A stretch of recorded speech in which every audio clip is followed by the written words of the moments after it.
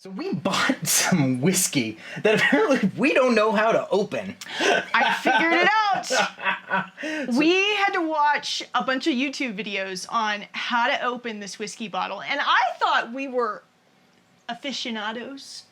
I thought we were well versed in how to open liquor bottles. No.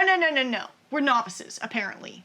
Well, the screw top it's like a, jigger. And like all of your strength could not get this off. So we were doing the whole like strongman technique where like I was holding it and he was really trying to get that sucker off and like pulling and tugging and everything else. Finally, on YouTube, fun fact, it's where you can learn everything. If you tap on the side of the metal part, kind of down towards the bottom where the 2-ounce sign is, and then you just twist, it comes right off. Welcome to the Wandering RV Podcast. Nope, let's try that one again. I totally messed up our opening. I should have this memorized at this point. We've done it 20 times now, but I don't. All right, here we go.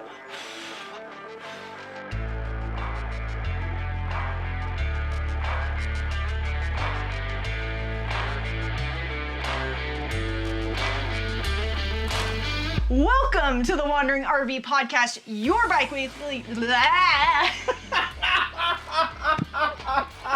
your bi-weekly source for our stories, our blubbering screw-ups, and our successes living the full-time RV life.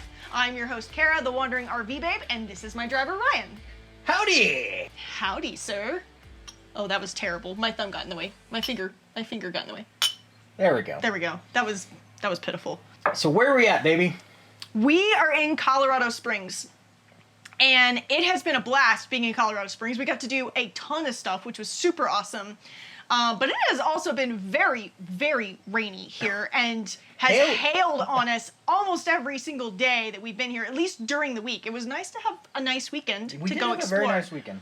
But yeah, we just got done waiting out a hailstorm so that we could record this and you could actually hear us. Yeah, when it's hailing in here, it is loud. Yeah. I took some audio earlier and sent it to my family, and they're like, oh my gosh, what? Are y'all okay? Yeah, it was very, very loud. I love the pitter-patter of rain on the RV rooftop. It's like a noise machine. It's like that white noise. I love it. I love falling asleep to the rain in the camper.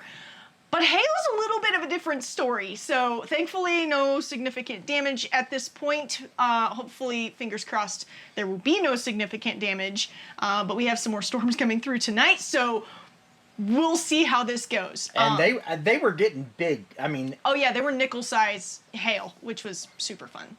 Okay, so what are some of the cool stuff we've been doing while we've been in Colorado Springs? So other than the distillery that we went to?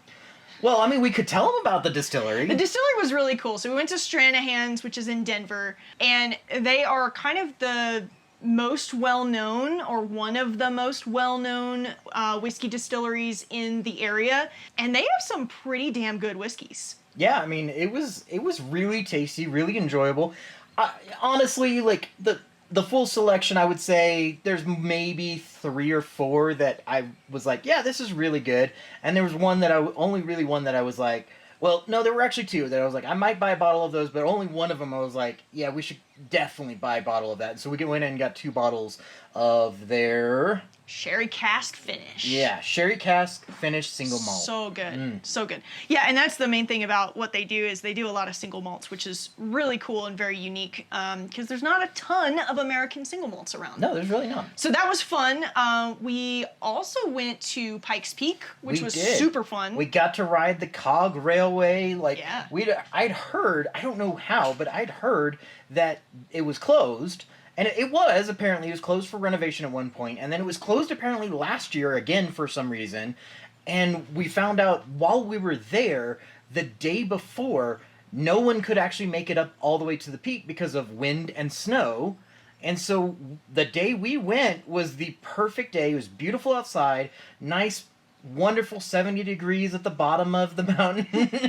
And then like 22 degrees at the top of the mountain and windy as all get out. It was like 40-mile-an-hour winds. It was crazy. Like I wore a t-shirt, I wore long pants so that we were kind of comfortable down at the bottom, and then We Like brought our heavy coats. well, I had my flannel and I had my heavy coat, and I was like, Oh, I yeah. really don't want to carry both. But when we got up there, I wish I had carried both. I did. I was the smart one of the two of us, and I did carry my heavy coat, and I needed it. It was very cold up there. It was freezing. Well, it was freezing. It was 22 degrees wind chill. Like, oof. Oh, it was so cold. But then we also got to do, so it was gorgeous this weekend. It's been kind of cold and rainy, obviously, that we already talked about throughout the week, but the weekend, it was like, I think it got all the way up in the 80s at one point this weekend, like beautiful weather, sunshine.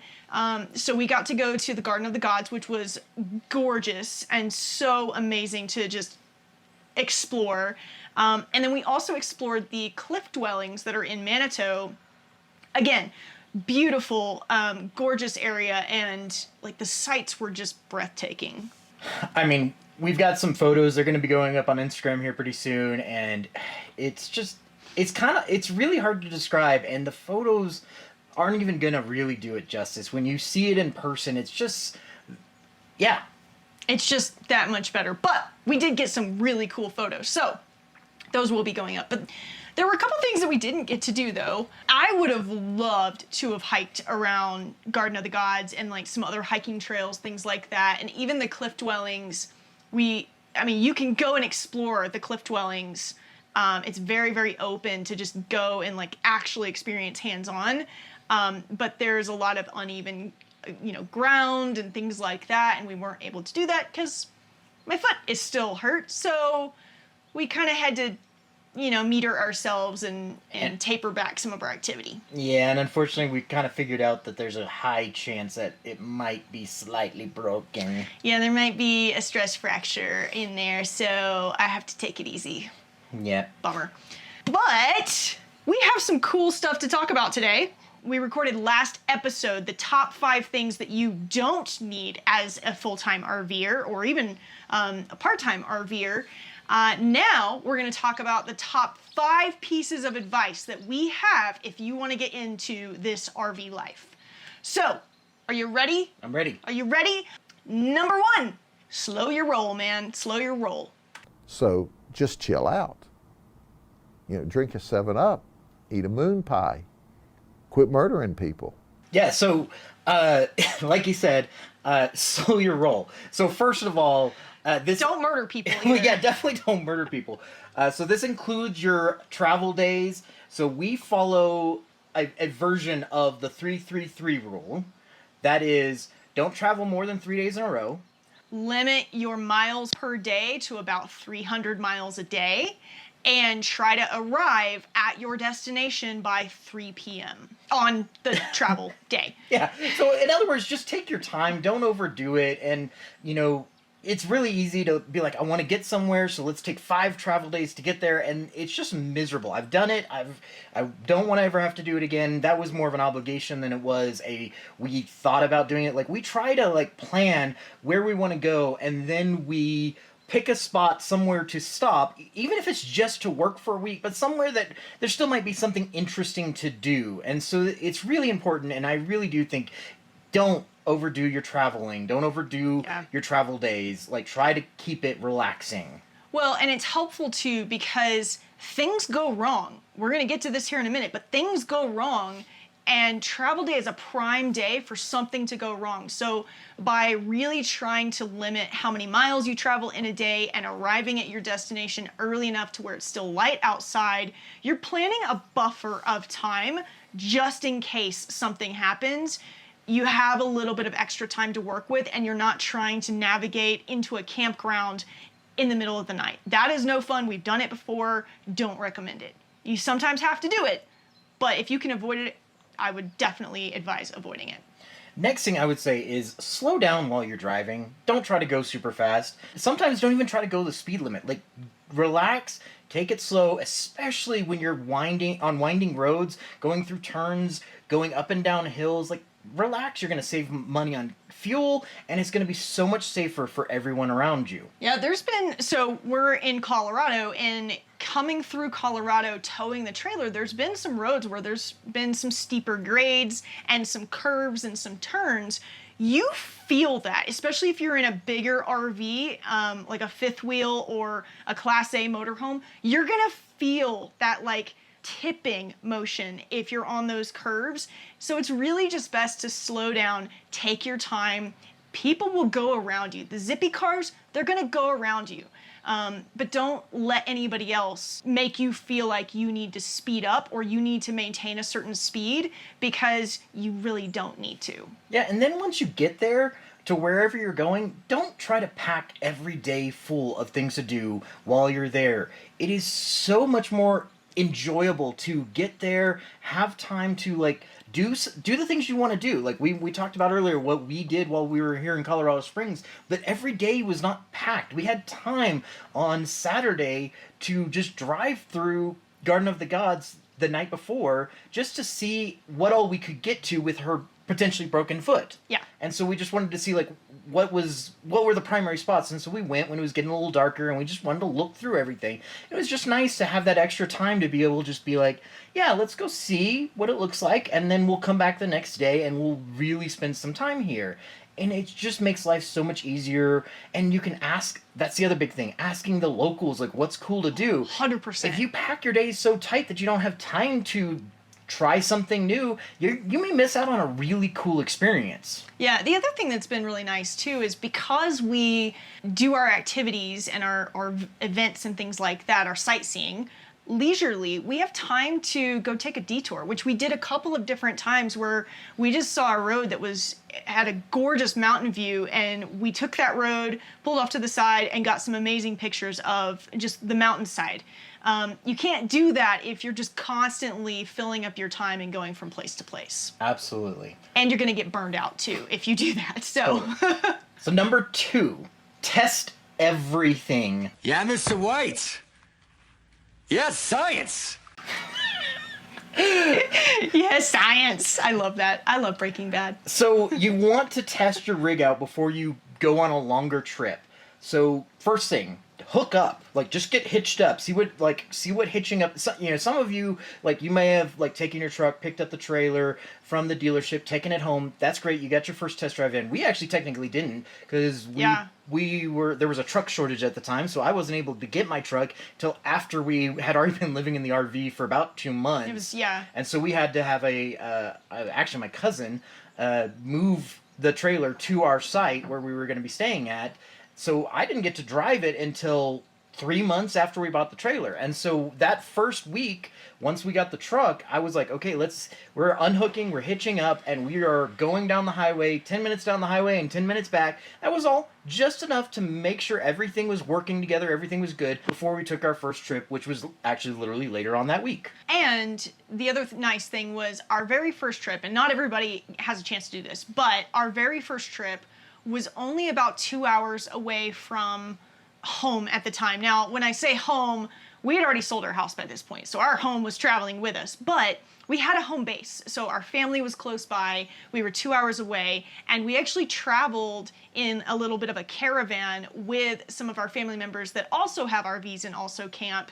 And so we had a safety net the first trip, so we could really test everything, and if something went wrong, we weren't too far away from being able to get help or support. I would not recommend having your very first RV trip be many, many states away or many, many miles away where you don't know anybody, because you really need to test everything out. I mean, honestly, if there's a campground in your local city, just use that. Honestly, that's a great way. Exactly. Which is kind of effectively what we did. It was just a little bit farther away, but that'll do it. But the other thing is, get into your RV and test everything in your RV as well. Yes.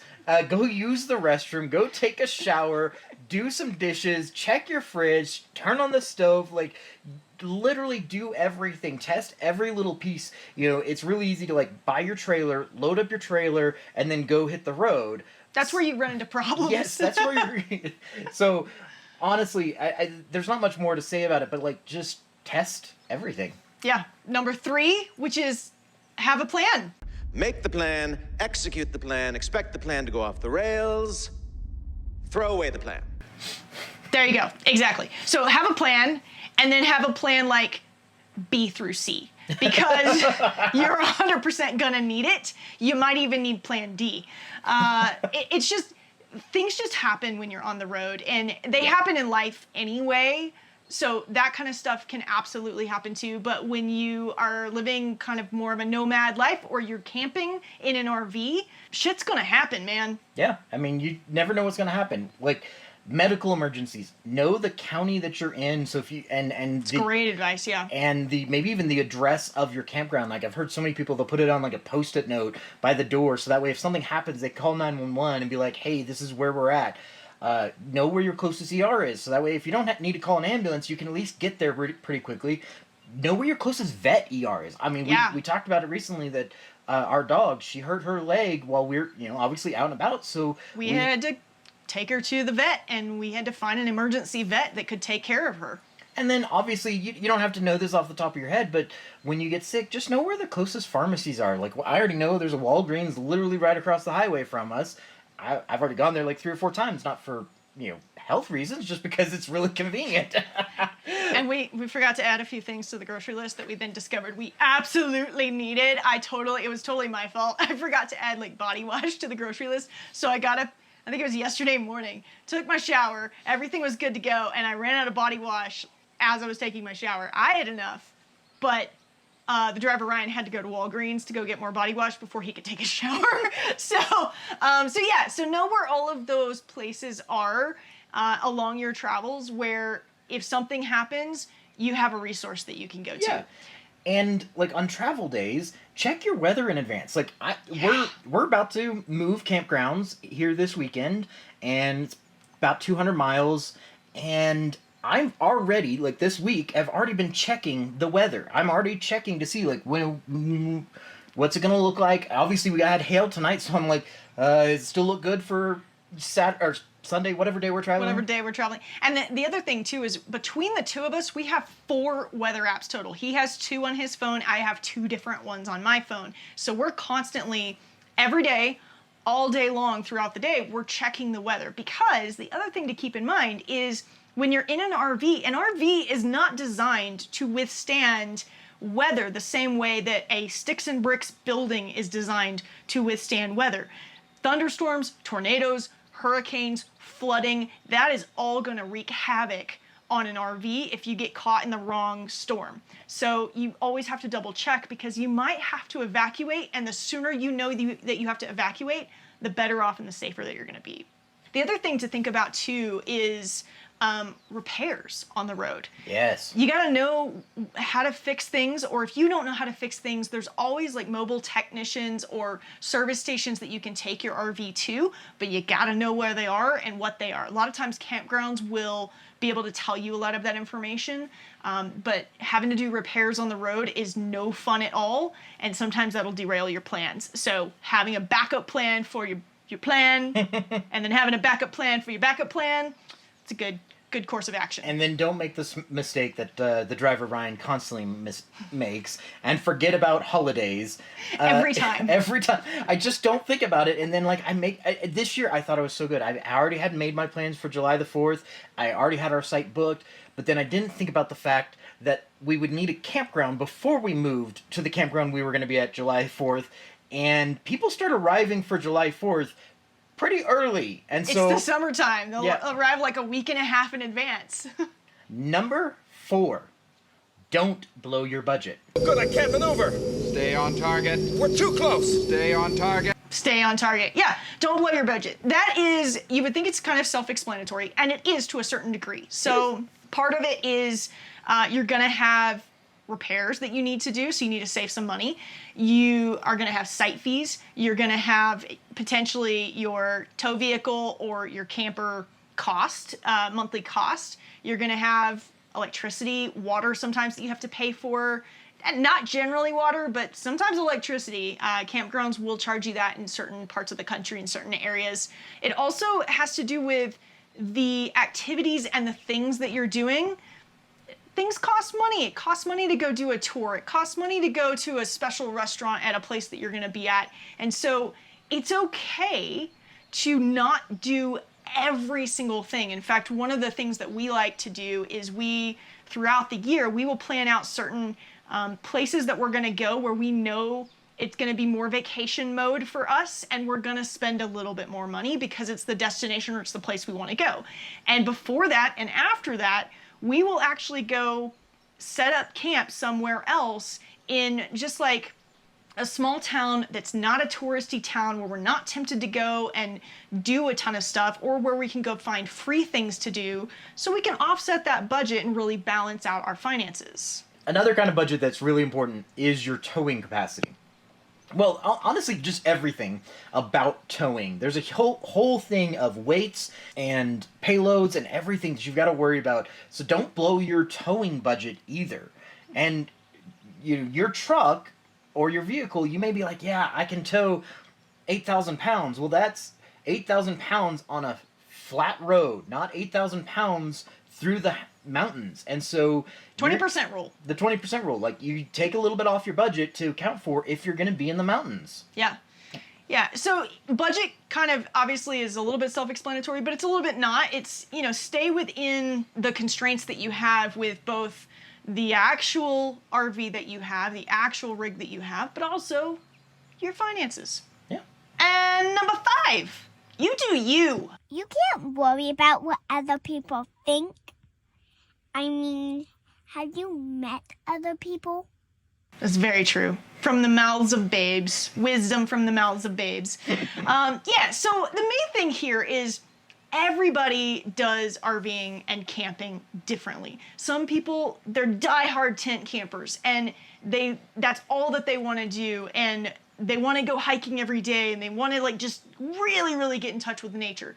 That's awesome. That's amazing. Some people want to camp in an old beat-up trailer that they've had for years and years and years, and there's so many memories in that trailer, and that's amazing too. There's some people that want to get the big fancy rig, and they want to have all of the amenities. Hey, we're one of those people. They want to have all of the amenities, but we still want to be able to travel and go do things.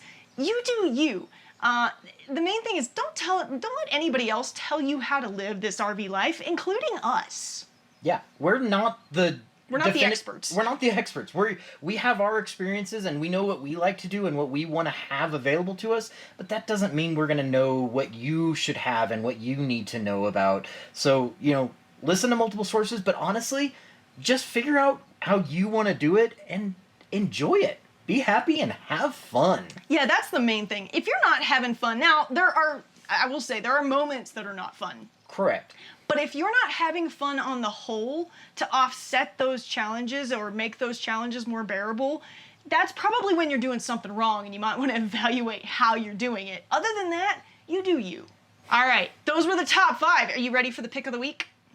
Kind of goes hand in hand with at least one of the top 5 I'm things. ready. What is our pick of the week? Our pick of the week is have an oh shit fund. That's what I call it. Is the oh shit fund. It's like a savings account, but it's not. You want to have your savings, but then you also need an oh shit fund. If some sort of crazy catastrophic maintenance issue happened on the RV, or damage happened on the RV, or something happened with your tow vehicle, and now you're stuck in a place longer than you expected, and now you need to pay extra for additional campsites. Things like that, you need to have money set aside, because guess what? Repairs are going to have to happen. Maintenance is going to have to happen. It's probably one of the most underrated, most not talked about things with RV life, because, us RVers, we love to post stuff on social media that makes it look all fun and glamorous, and it is. But you were fixing a bathroom fan earlier today because our bathroom fan broke. Just randomly, the motor just crashed earlier this week.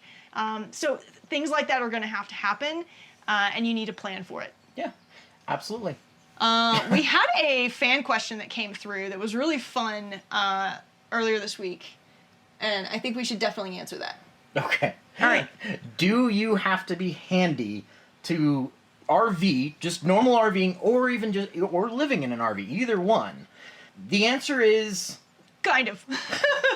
You need to either be handy or have the funds to pay somebody who is handy, or maybe know somebody handy who, depending on, if you're traveling together, one of you maybe just needs to be handy.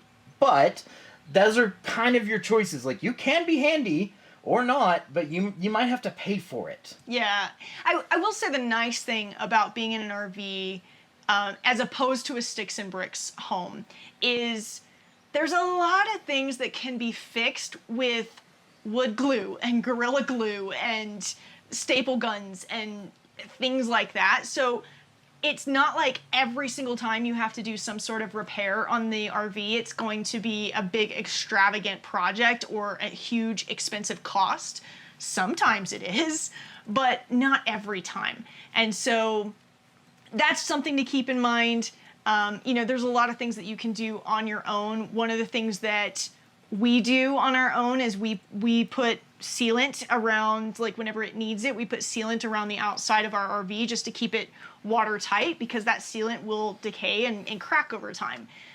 The sealant that I apply looks like a 2-year-old applied it. It's terrible. But what our RV tech friends have told me is terribly applied sealant is still better than no sealant. So don't be too hard on yourself. Part of it's just a learning experience. But it does help if you have somebody who is handy, and especially somebody who's handy and willing to help teach you how to be handy yourself. Yeah, I carry around a small set of tools. I actually had a huge toolbox back in our old home, and I grabbed the tools that I felt like we really needed, and I put the rest in storage just in case it turned out that I needed ones that I wasn't carrying with me. I think this was last time through, I think I grabbed a wire stripper and a crowbar.